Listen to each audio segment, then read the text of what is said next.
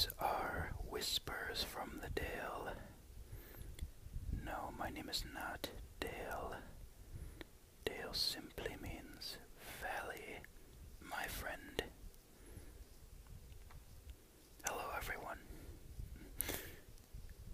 I'm going to be reading some more of Bram Stoker's Dracula today because I really like this book. And it's still October. Wanted to give a shout out. We had another person wander into the Dale last night. I've got a new subscriber, Chris Cab, ASMR. He's great. He's got really nice, crisp whisper, or perhaps a crisper, if you will. You'd better go check him out, though, because he's in a rocket ship to the stars right now with over 150 subscribers in just a few weeks, so awesome job, and thanks for coming in. I'm having a lot of fun with this book because I find that I have a lot of confidence in audio.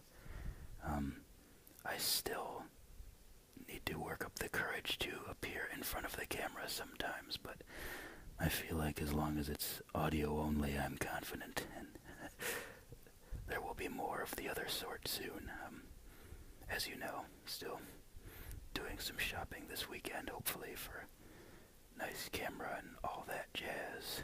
So, let's begin, and I hope you enjoy my reading of Bram Stoker's Dracula.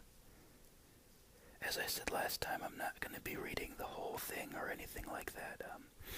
Just a few of the chapters that I remembered that were good chapters.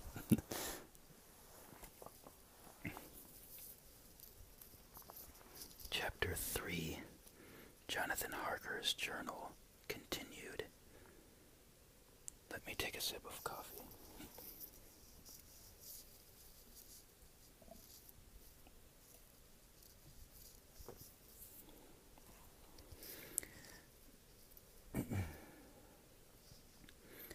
When I found that I was a prisoner, a sort of wild feeling came over me. I rushed up and down the stairs, trying every door and peering out of every window I could find. But after a little, the conviction of my helplessness overpowered all other feelings. When I look back after a few hours, I think I must have been mad for the time, for I behaved much as a rat does in a trap.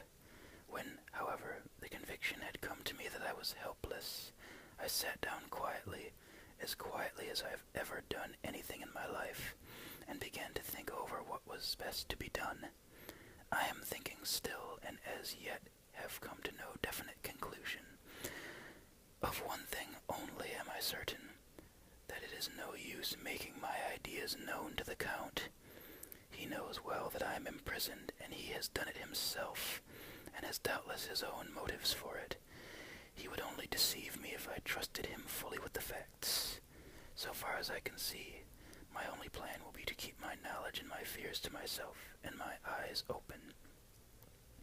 I am, I know, either being deceived like a baby by my own fears, or else I am in desperate straits. And if the latter be so, I need and shall need all my brains to get through. I had hardly come to this conclusion when I heard the great door below shut, and knew that the Count had returned. He did not come at once into the library, so I went cautiously to my own room, and found him making the bed. That was odd, but only confirmed what I had all along thought, that there are no servants in the house. When later I saw him through the chink of the hinges of the door laying the table in the dining room, I was assured of it, for if he does himself all these menial offices, surely it is proof that there is no one else in the castle.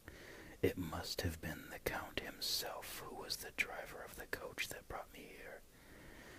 This is a terrible thought, for if so, what does it mean that he could control the wolves as he did, by only holding up his hand for silence? How was it that all the people of Bistritz and on the coach had some terrible fear for me? What meant the giving of the crucifix, of the garlic, of the wild rose, of the mountain ash? Bless that good, good woman who hung the crucifix round my neck, for it is a comfort and a strength to me whenever I touch it. It is odd that a thing which I have been taught to regard with disfavor and as idolatrous should in a time of loneliness and trouble be of help. Is it that there is something in the essence and of the thing itself, or that is a medium, a tangible help, in conveying memories of sympathy and comfort? Sometime, if it may be, I must examine this matter and try to make up my mind about it. In the meantime, I must find out all I can about Count Dracula, as it may help me to understand. Tonight he may talk of himself, if I turn the conversation that way. I must be very careful, however, not to awake his suspicion.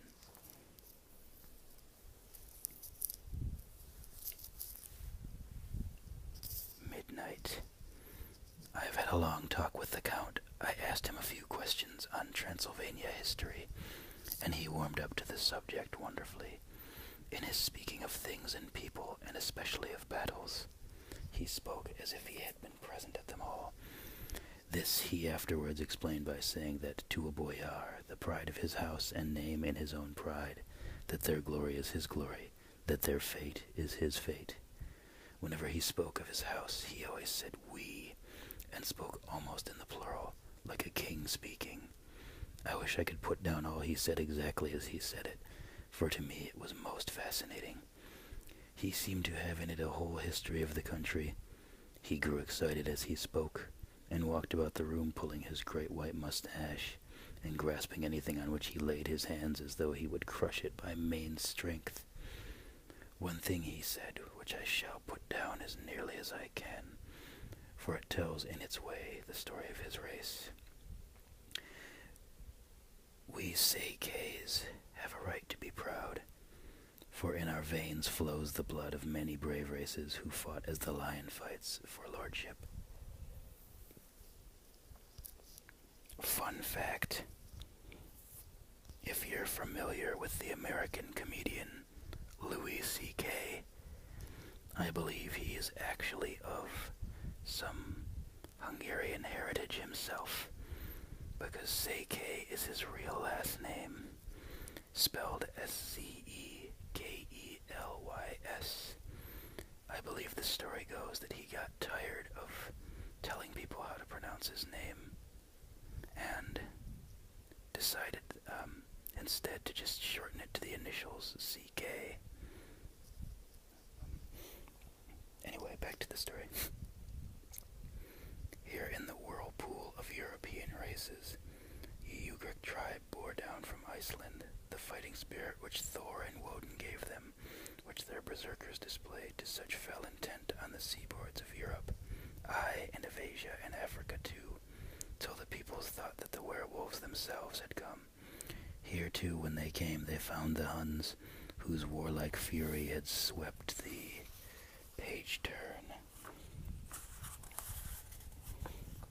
Earth like a living flame, till the dying peoples held that in their veins ran the blood of those old witches, who expelled from Scythia had mated with the devils in the desert.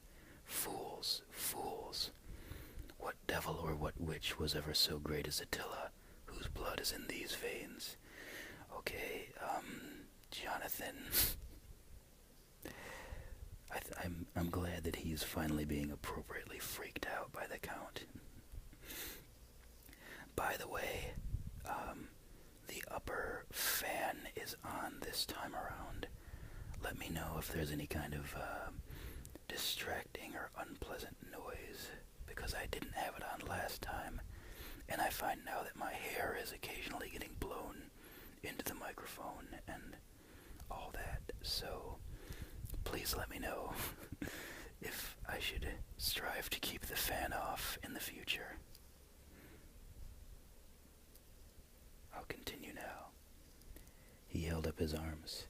Is it a wonder that we were a conquering race, that we were proud, that when the Magyar, the Lombard, the Avar, the Bulgar, or the Turk poured his thousands on our frontiers, we drove them back? Is it strange that when our pod and his legions swept through the Hungarian fatherland, he found us here when he swept through... Sorry.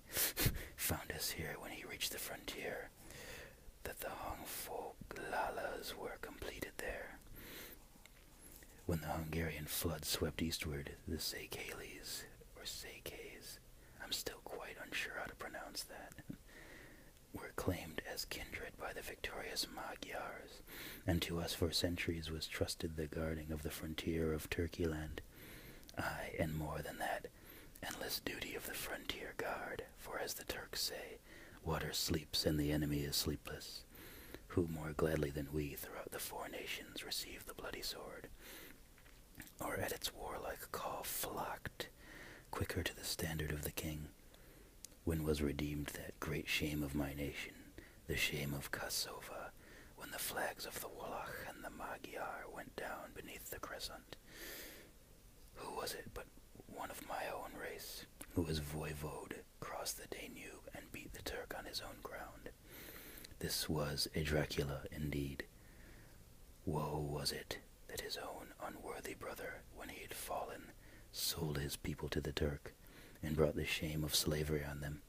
Was it not this Dracula indeed, who inspired that other of his race, who in a later age again and again brought his forces over the great river into Turkeyland, who, when he was beaten back, came again and again, though he had to come alone, from the bloody field where his troops were being slaughtered, since he knew that he alone could ultimately triumph. They said that he thought only of himself. Bah!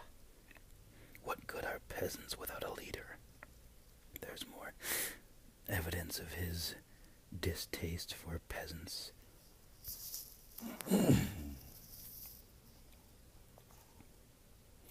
Where ends the war without a brain and a heart to conduct it? Again, when after the Battle of Mohacs, he threw off the Hungarian yoke, we of the Dracula blood were amongst their leaders, for our spirit would not book that we were not free. Ah, young sir, the Sakes and the Dracula, as their heart's blood, their brains, and their swords, can boast a record that mushroom growths like the Habsburgs and the Romanovs can never reach. The warlike days are over. Blood is too precious a thing in these days of dishonorable peace, and the glories of the great races are as a tale that is told.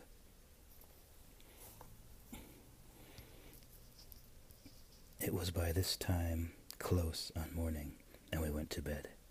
This diary seems horribly like the beginning of the Arabian Nights, for everything has to break off at cockcrow, or like the ghost of Hamlet's father.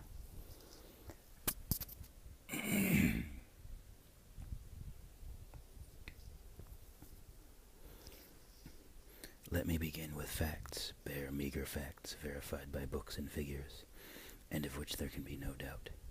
I must not confuse them with experiences, which will have to rest on my own observation, or my memory of them.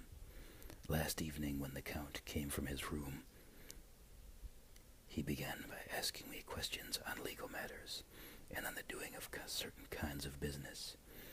I had spent the day wearily over books, and, simply to keep my mind occupied, went over some of the matters I had been examined at Lincoln's Inn. There was a certain method in the Count's inquiries, so I shall try to put them down in sequence. The knowledge may somehow or sometime be useful to me. First, he asked if a man in England might have 2 solicitors or more. I told him he might have a dozen if he wished, but that it would not be wise to have more than one solicitor engaged in one transaction, as only one could act at a time, and that to change would be certain to militate against his interest. He seemed thoroughly to understand, and went on to ask if there would be any practical difficulty in having one man attend to, say, banking, and another to look after shipping, in case local help were needed in a place far from the home of the banking solicitor. I asked to explain more fully so that I might not by any chance mislead him. So he said, "I shall illustrate your friend and mine, Mr. Peter Hawkins, from under the shadow of your beautiful cathedral at Exeter, which is far from London, buys me through your good self my place at London. Good. Now here let me say frankly, lest you should think it strange that I have sought the services of one so far off from London, instead of someone resident there, that my motive was that no local interest might be served save my wish only, and his one London residence might, perhaps, have some purpose of himself or friend to serve. I went thus afield to seek my agent, whose labours should be only to my interest. Now suppose I, who have much of affairs, wish to ship goods, say, to Newcastle or Durham or Harwich or Dover, might it not be that it could be more eased be done by consigning to one in these ports? I answered that certainly it would be most easy, but that we solicitors had a system of agency, one for the other, so that local work could be done locally, on instruction from any solicitor, so that the client, simply placing himself in the hands of one man, could have his wishes carried out by him without further trouble. But, said he, I could be at liberty to direct myself, is it not so? Of course, I replied, and such is often done by men of business who do not like the whole of their affairs to be known by any one person. Good, he said, and then went on to ask about the means of making consignments, and the forms to be gone through, and of all sorts of difficulties which might arise, but by forethought could be guarded against. I explained all these things to him to the best of my ability, and he certainly left me under the impression that he would have made a wonderful solicitor, for there was nothing that he did not think of or foresee. For a man who was never in the country, and who did not evidently do much in the way of business, his knowledge and acumen were wonderful. When he had satisfied himself on these points of which he had spoken, and I had verified all as well as I could by the books available, he suddenly stood up and said, Have you written, since your first letter, to our friend Mr. Peter Hawkins, or to any other? It was with some bitterness in my heart that I answered I had not, that as yet I had not seen any opportunity of sending letters to anybody. Then write now, my young friend, he said, laying a heavy hand on my shoulder. Write to our friend and to any other, and say, if it now will please you, that you shall stay with me until a month from now. A month. I would not. I don't care how dedicated I was, I would not stay with him for a month. Do you wish me to stay so long? I asked, for my heart grew cold at the thought. I desire it much, nay, I will take no refusal. When your master, employer, what you will, engaged that someone should come on his behalf, it was understood that my needs only were to be consulted. I have not stinted, is it not so? What could I do but bow acceptance? It was Mr. Hawkins' interest, not mine, and I had to think of him, not myself. And besides, while Count Dracula was speaking, there was that in his eyes and his bearing which made me remember that I was a prisoner, and if I wished, I could have no choice. The Count saw his victory in my bow, and his mastery in the trouble of my face, for he began at once to use them, but in his own smooth, resistless way. I pray you, my good young friend, that you will not discourse of things other than business in your letters. It will doubtless please your friends to know that you are well, and that you look forward to getting home to them. Is it not so? As he spoke, he handed me 3 sheets of note paper and 3 envelopes. They were all of the thinnest foreign post, and looking at them, then at him, and noticing his quiet smile with the sharp canine teeth lying over the red underlip, I understood as well as if he had spoken that I should be more careful what I wrote, for he would be able to read it. So I determined to write only formal notes now, but to write fully to Mr. Hawkins in secret, and also to Mina, for to her I could write shorthand, which would puzzle the Count. Oh, are you sure about that, Jonathan? He seems to know everything. If he did see it, when I had written my 2 letters, I sat quiet, reading a book, whilst the Count wrote several notes referring as he wrote them to some books on his table. Then he took up my 2, and placed them with his own, and put by his writing materials, after which, the instant the door had closed behind them, I leaned over and looked at the letters, which were face down on the table. I felt no compunction in doing so, for under the circumstances I felt that I should protect myself in every way I could. One of the letters was directed to Samuel F. Billington, number 7, The Crescent, Wispy. Another to Herr Leutner, Varna. The third was to Coutts and Company, London, and the fourth to Herren Klopstock and Belruth, bankers, Budapest. The second and fourth were unsealed. I was just about to look at them when I saw the door handle move. I sank back in my seat, having just had time to resume my book before the Count, holding still another letter in his hand, entered the room. He took up the letters on the table and stamped them carefully, and then turning to me said, "I trust you will forgive me, but I have much work to do in private this evening. You will, I hope, find all things as you wish." At the door he turned, and after a moment's pause says, "Let me advise you, my dear friend, nay, let me warn you with all seriousness, that should you leave these rooms you will not by any chance go to sleep in any other part of the castle.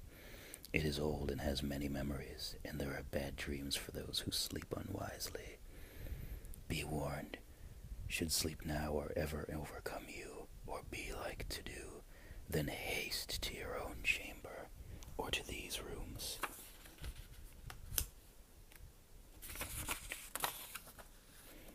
For your rest will then be safe.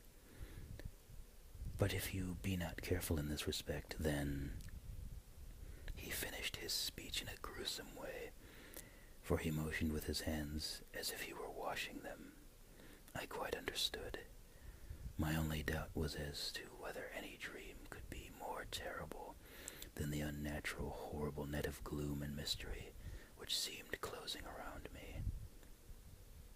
Later that day, I endorsed the last words written, but this time there is no doubt in question. I shall not fear to sleep in any place where he is not. I have placed the crucifix over the head of my bed. I imagine that my rest is thus freer from dreams, and there it shall remain. When he left me, I went to my room. After a little while, not hearing any sound, I came out and went up the stone stair to where I could look out towards the south. There was some sense of freedom in the vast expanse, inaccessible though it was to me, as compared with the narrow darkness of the courtyard.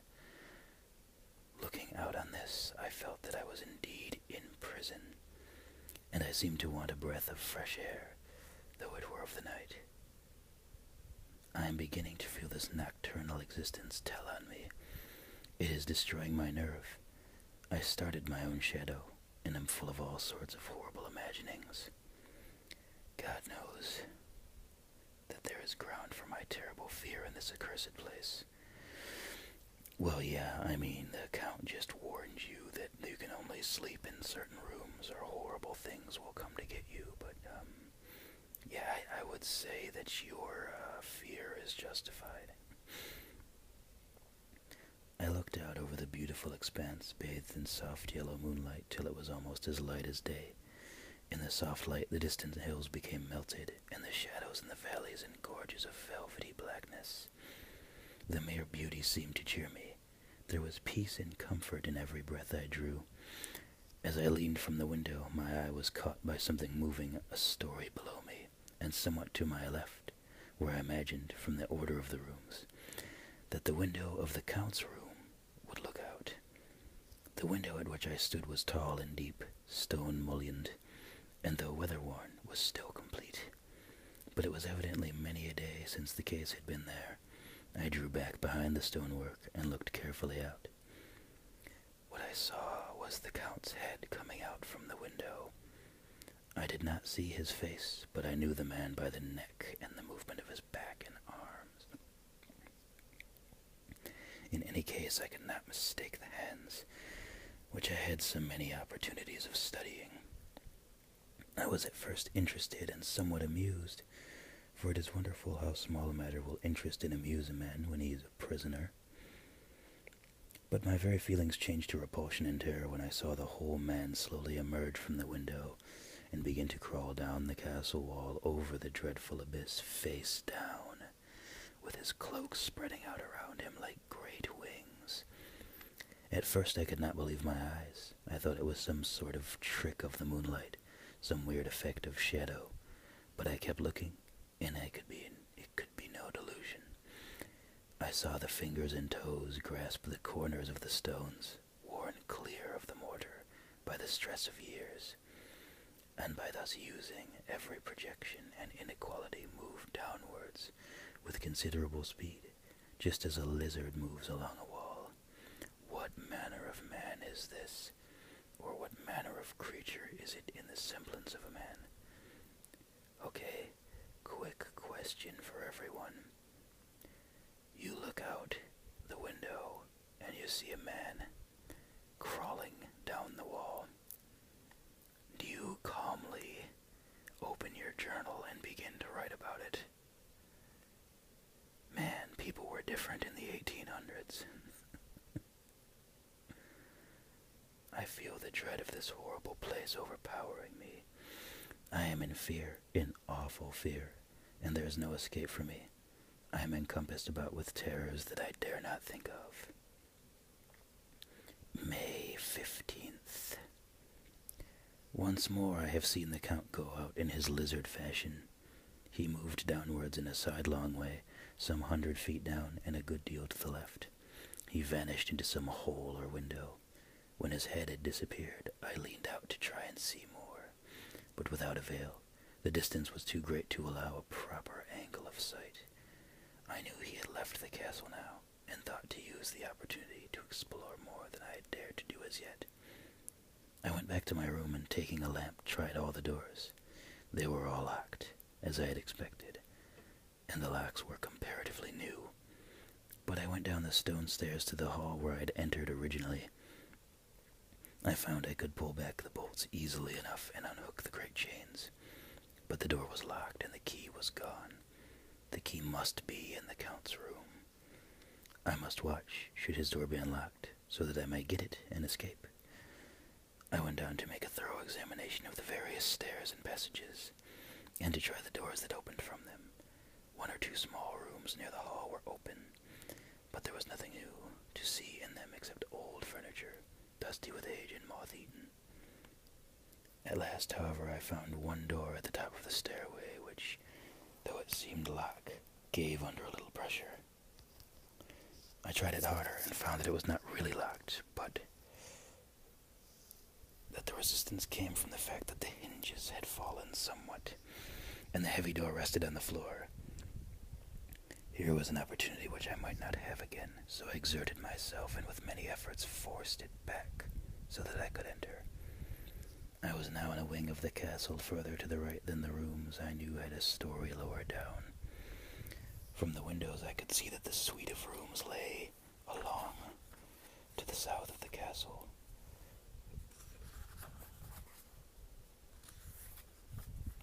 About 5 pages left. This will probably be about as long as the last one. Let me start that sentence over. I could see that the suite of rooms lay along to the south of the castle, the windows of the end room looking out both west and south. On the latter side, as well as to the former, there was a great precipice. The castle was built on the corner of a great rock, so that on 3 sides it was quite impregnable, and great windows were placed here where sling or bow or culverin could not reach, and consequently light and comfort, impossible to a position which had to be guarded, were secured. To the west was a great valley, and then rising far away, great jagged mountain fastnesses, rising peak on peak, the sheer rocks studded with mountain ash and thorn, whose roots clung in cracks and crannies of the stone. This was evidently the portion of the castle occupied by the ladies in bygone days, for the furniture had more an air of comfort than any I had seen. The windows were curtainless, and the yellow moonlight, flooding in through the diamond panes, enabled one to see even colors, whilst it softened the wealth of dust which lay over all and disguised in some measure the ravages of time and moth. My lamp seemed to be of little effect in the brilliant moonlight, but I was glad to have it with me, for there was a dread loneliness in the place which chilled my heart and made my nerves tremble. Still, it was better than living alone in the rooms which I had come to hate from the presence of the Count, and after trying a little to school my nerves, I found a soft quietude come over me. Here I am, sitting at a little oak table, where in old times possibly some fair lady sat to pen, with much thought and many blushes, her ill-spelt love letter, and writing in my diary in shorthand all that has happened since I closed it last. I think he's finally starting to miss Mina. It is the 19th century, up to date with a vengeance, and yet, unless my senses deceive me, the old centuries had, and have, powers of their own which mere modernity cannot kill. Later, the morning of May 16th, God preserve my sanity, for to this I am reduced. Safety and the assurance of safety are things of the past. Whilst I live on here, there is but one thing to hope for, that I may not go mad, if indeed I be not mad already. If I be sane, then surely it is maddening to think that of all the foul things that lurk in this hateful place, the Count is the least dreadful to me, that to him alone I can look for safety, even though this be only whilst I can serve his purpose. Great God, merciful God, let me be calm, for out of the way lies madness indeed. I begin to get new lights on certain things which have puzzled me. Up to now I never quite knew what Shakespeare meant when he made Hamlet say, "My tablets, quick, my tablets, 'tis meet that I put it down," etc. For now, feeling as though my own brain were unhinged, or as if the shock had come which must end in its undoing, I turned to my diary for repose. The habit of entering accurately must help to soothe me. The Count's mysterious warning frightened me at the time. It frightens me more, not when I think of it, for in the future he has a fearful hold upon me. I shall fear to doubt what he may say. When I had written in my diary and had fortunately replaced the book and pen in my pocket, I felt sleepy. The Count's warning came into my mind, but I took pleasure in disobeying it. The sense of sleep was upon me, and with it the obstinacy which sleep brings as outrider. The soft moonlight soothed, and the wide expanse without gave a sense of freedom which refreshed me. I determined not to return tonight to the gloom-haunted rooms, but to sleep here, where, of old, ladies had sat and sung and lived sweet lives, whilst their gentle breasts were sad for their menfolk away in the midst of remorseless wars. He told you not to sleep somewhere else, and he seemed pretty serious. But go ahead and do what you will, Jonathan. I drew a great couch out of its place near the corner, so that as I lay, I could look at the lovely view to east and south, and unthinking of, and caring for the dust, composed myself for sleep. I suppose I must have fallen asleep, I hope so, but I fear for all that followed was startlingly real, so real that now, sitting here in the broad, full sunlight of the morning, I cannot in the least believe it was all sleep. I was not alone. The room was the same, unchanged in any way since I came into it. I could see along the floor in the brilliant moonlight my own footsteps marked where I had disturbed the long accumulation of dust. In the moonlight opposite me were 3 young women, ladies by their dress and manner. I thought at the time that I must be dreaming when I saw them. They threw no shadow on the floor. They came close to me and looked at me for some time, and then whispered together. 2 were dark and had high aquiline noses like the Count, and great dark piercing eyes that seemed to be almost red when contrasted with the pale yellow moon. The other was fair as can be, with great masses of golden hair, and eyes like pale sapphires. I seemed to know her face, and to know it in connection with some dreamy fear, but I could not recollect at the moment how or where. All 3 had brilliant white teeth that shone like pearls against the ruby of their voluptuous lips. There was something about them that made me uneasy, some longing and at the same time some deadly fear. I felt in my heart a wicked burning desire that they would kiss me with those red lips. It is not good to note this down, lest some day it should meet Mina's eyes and cause her pain. But it is the truth. They whispered together, and they all three laughed, such a silvery musical laugh, but as hard as though the sound never have come through the softness of human lips. It was like the intolerable tingling sweetness of water glasses when played on by a cunning hand. The fair girl shook her head coquettishly, and the other two urged her on. One said, "Go on, you are first, and we shall follow. Yours is the right to begin. He is young and strong. There are kisses for us all." I lay quiet, looking out from under my eyelashes in an agony of delightful anticipation. The fair girl advanced and bent over me till I could feel the movement of her breath upon me. Sweet it was in one sense, honey-sweet, and sent the same tingling through the nerves as her voice, but with a bitter underlying the sweet, a bitter offensiveness as one smells in blood. Okay, a lot of people think that Anne Rice or perhaps Stephanie Meyer were the first to sexualize vampires, but I feel like it's kind of always been there, as evidenced in this passage. I was afraid to raise my eyelids, but looked out and saw perfectly under the lashes. The girl went on her knees and bent over me, simply gloating. There was a deliberate voluptuousness which was both thrilling and repulsive, and as she arched her neck, she actually licked her lips like an animal, till I could see in the moonlight the moisture shining on the scarlet lips and on the red tongue as it lapped the white, sharp teeth. Lower and lower went her head as the lips went below the range of my mouth and chin and seemed to fasten on my throat. Then she paused, and I could hear the churning sound of her tongue as it licked her teeth and lips, and I could feel the hot breath on my neck. Then the skin of my throat began to tingle as one's flesh does when the hand that is to tickle it approaches nearer, nearer. I could feel the soft, shivering touch of the lips on the super-sensitive skin of my throat, and the hard dents of two sharp teeth, just touching and pausing there. I closed my eyes in languorous ecstasy and waited with beating heart. But at that instant another sensation swept through me as quick as lightning. I was conscious of the presence of the Count, and of his being as if lapped in a storm of fury. As my eyes involuntarily, I saw his strong hand grasp the slender neck of the fair woman, and with giant's power draw it back. The blue eyes transformed with fury, the white teeth champing with rage, and the fair cheeks blazing red with passion.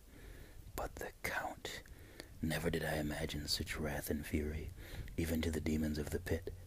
His eyes were positively blazing. The red light in them was lurid, as if the flames of hellfire blazed behind them. His face was deathly pale, and the lines of it were hard like drawn wires. The thick eyebrows that met over the nose now seemed like a heaving bar of white-hot metal.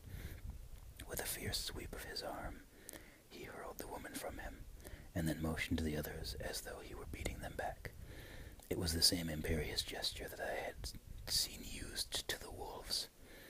In a voice which, though low and almost in a whisper, seemed to cut through the air and then ring in the room, he exclaimed, "How dare you touch him, any of you? How dare you cast eyes on him when I had forbidden it? Back, I tell you all. This man belongs to me.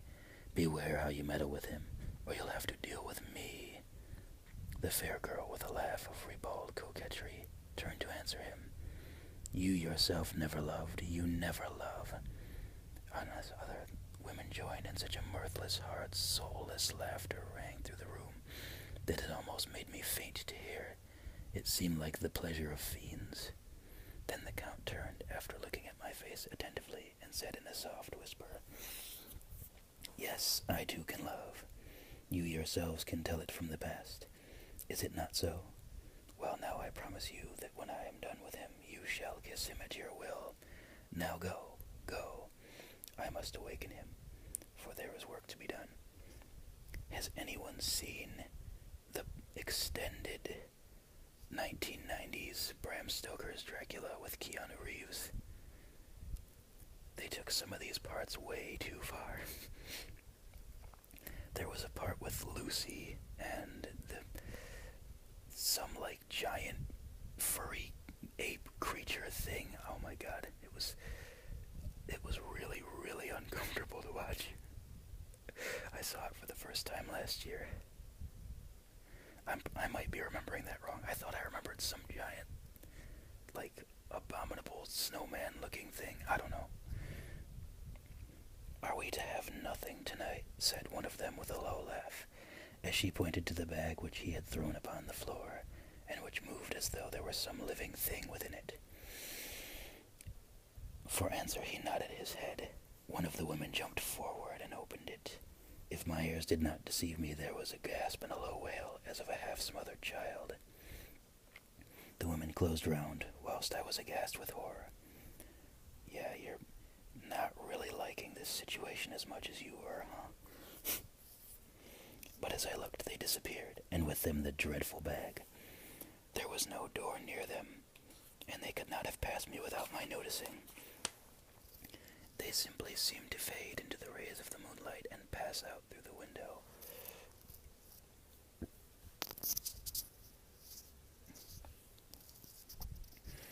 For I could see outside the dim shadowy forms for a moment before they entirely faded away. Then the horror overcame me, and I sank down, unconscious.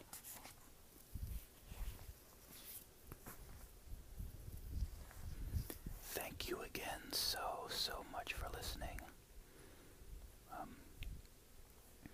Hope that this is relaxing. Hope that the rest of your day is great. Hope that your weekend is great.